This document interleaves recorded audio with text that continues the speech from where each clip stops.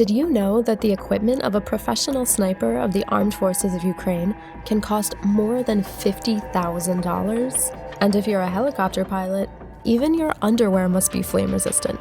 Equipment plays an extremely important role on the battlefield.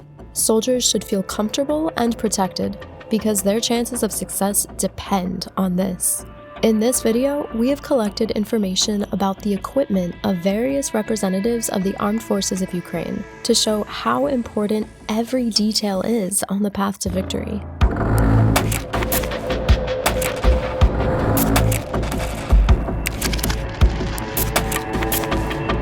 My gloves and goggles are also part of my protection. I often use goggles with yellow glasses. As a last resort, I carry a personal gear bag, which contains all the backup ammunition that I will use in a pinch. It has a pouch for a pistol magazine, 2 rifle magazines, a bag with a quick release system, 1 more first aid kit, a tourniquet, a grenade pouch, and a pistol holster. Besides, I use a backpack that allows me to be engaged in combat for quite a long period of time, as it is quite spacious to provide individual support for 3 days. Depending on the mission requirements, it is packed with the necessary amount of ammunition, grenades, batteries for my technical equipment, batteries for radio stations, and additional bandages. It is also packed with means to run the battle or receive information from the headquarters, as well as means for protection against chemical agents, because in the settlements, apart from smoke screens, there can be chemical releases, including ammonia emissions near factories. That's why I always have a gas mask with a filter in my backpack. My group has its own camouflage print, and we paint it on all our weapons. We consider it quite appropriate for our area. One more important thing about camouflaging: my uniform and body armor in the Mavka camouflage print are visible in a night vision device. You don't see the one-color object because our pattern is transmitted to night vision devices. I also wear a buff and a camouflage suit like a ghillie one.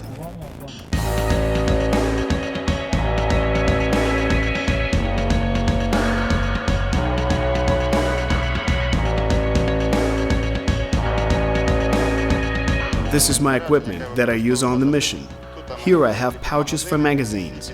These pouches are universal. When I use an M4 for reconnaissance, I use magazines for it.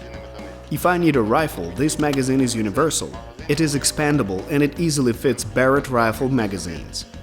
I can use it universally. I don't need to change pouches, put on another body armor or equipment. That's how we use it. We use helmets. We try to use lightweight helmets. Since you wear it all the time so that you can use it longer, the helmets are lightweight, active noise reduction headphones that save us from concussion. These headphones have already saved me from concussion 3 to 4 times. Here's passive vision sight, PVS, that we use when we're moving by car along the wooded area at night. We use M4A1, an American standard rifle with a standard Trigican sight. I really like this sight. Why do I like it? The fact that there are no batteries, and you won't forget the battery. It won't run out at the worst possible moment. There's a flask that takes in sunlight. And due to this, the sun shining brighter intensifies the brightness of your aiming reticle, while weaker sunlight results in a less bright reticle. And it's very convenient, and 4 times zoom is totally enough to shoot this rifle at 300 to 400 meters. It shoots accurately. It is compact, comfortable, and light. We use it when, for example, the second in command provides cover for the sniper. He uses an M4 and can effectively cover a distance of 300 to 400 meters with this rifle. If we're engaged in close combat, it is also very easy to cover our comrades with its help. We use standard 5.56 NATO ammo, their standard ammunition. I really like it because of its compactness and accuracy. Now let's move on to our main rifle, which is the Barrett MRAD. I think it is the best rifle for the military. I will explain why. It is protected. It has a protected barrel. If this rifle falls, nothing will happen to it. I've had it fall so many times. It was crushed in the car. I used to sit on it. All sorts of things happened. Under fire, I used to fall into a trench and then shoot, and nothing went wrong. I mean, the chassis covers the entire barrel, and you won't crush anything here. It's all metal.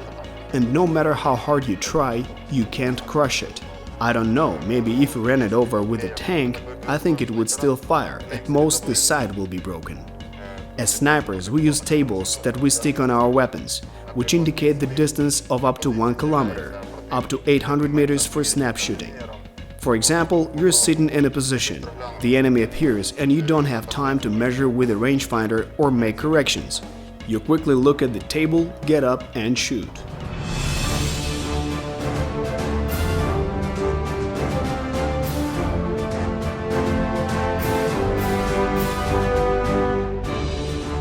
It's a first aid kit, an ordinary first aid kit containing everything necessary to provide first aid in emergency situations. The same rule applies to us as to everyone else. Everything that you have on you will be used to provide first aid to you. That's why you should always have a first aid kit with you.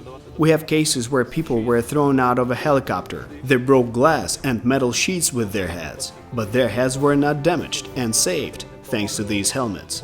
It has a mount for night vision goggles and a mask that protects the face from damage from debris and other stuff. In order to fly at night, one of the advantages of helicopters is that we can perform missions in all weather conditions, both during the day and at night. To perform operations and missions at night at extremely low altitudes, you need to have night vision goggles. These are not ordinary night vision goggles, but special aviation night vision goggles. These are NV6 AVS6, which consist of a binocular which is mounted on the night vision goggles. Settings are available to help you adjust the goggles to your eyes. That's how it's fitted. Besides, there is a control unit that is attached to the back, where the batteries are inserted, and it's very easy to do. The main thing is to put it correctly. That's it. We insert the batteries, set it up to fit our eyes, press the button, and we're ready to fly.